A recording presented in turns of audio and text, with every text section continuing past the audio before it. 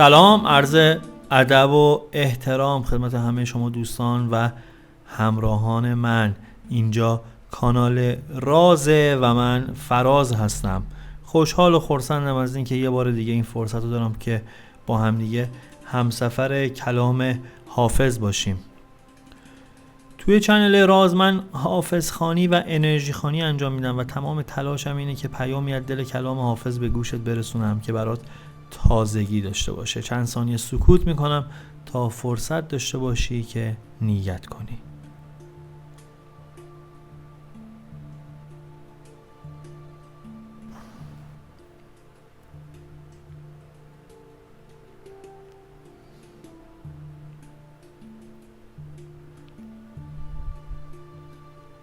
خب اگر نیت کردی و آماده ای بریم سراغ پیام امروز.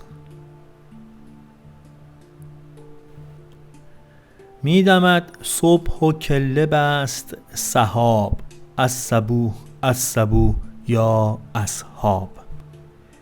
میچکد ژاله بر رخ لاله، المدام یا احباب. میوزد از چمن نسیم بهشت، هان بنوشید دم به دم می ناب. تخت زمرد زده است گل به چمن، راه چون لعل آتشین دریاب. در میخانه بستند دگر، افتتح یا مفتح ابواب. لب و دندانت را حقوق نمک، هست بر جان و سینه های کباب. این چنین موسمی عجب باشد، که ببندد میکده به شتاب. بر رخ ساقی پری پیکر همچو حافظ، بنوش باده ناب. بریم سراغ تعبیر و تفسیر غزل 13 از حضرت حافظ.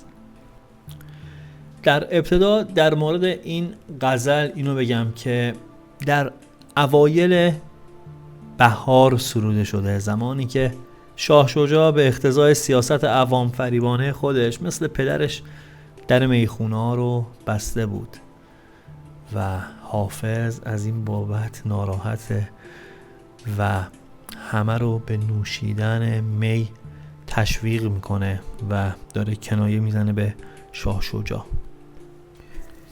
پیام در ابتدا میگه که هر از گاهی به اقتضای کاری که میکنی و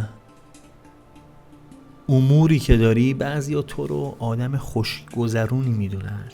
حتی تا حدی ممکنه آدمی باشی که بگن از روی سیاست عمل نکرده و هیچ فکر و اندیشه‌ای برای آینده نداری و به فکر خوشگذرونی هستی. با درست یا نادرست بودن این طرز فکر کار ندارم، ولی پیام میگه که فراموش نکن که آینده نگری از امور لازم امروز توی سیاست‌های زندگی ما. با شرایطی که داریم، با اوضاعی که هست، چقدر خوبه که همه ما یک گوشه چشمی به آینده داشته باشیم. چرا اینو میگم؟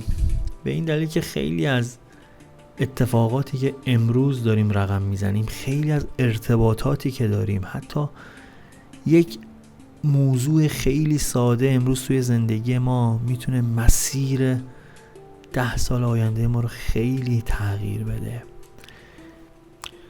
توی کف اقیانوس 2 تا سنگریزه به آهستگی به هم دیگه میخوره، یه حبابی ازش بلند میشه و این حرکت میکنه تا برسه روی سطح آب.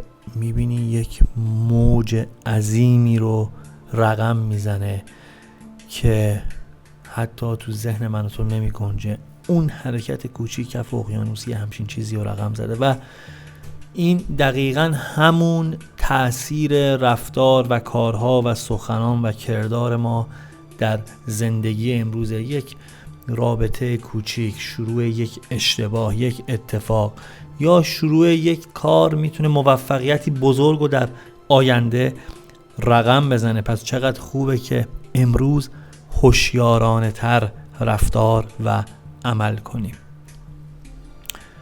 توی یه گوشه دیگه پیام به صبر کردن داره توصیه میکنه. چه عنصر مهمیه این صبر کردن.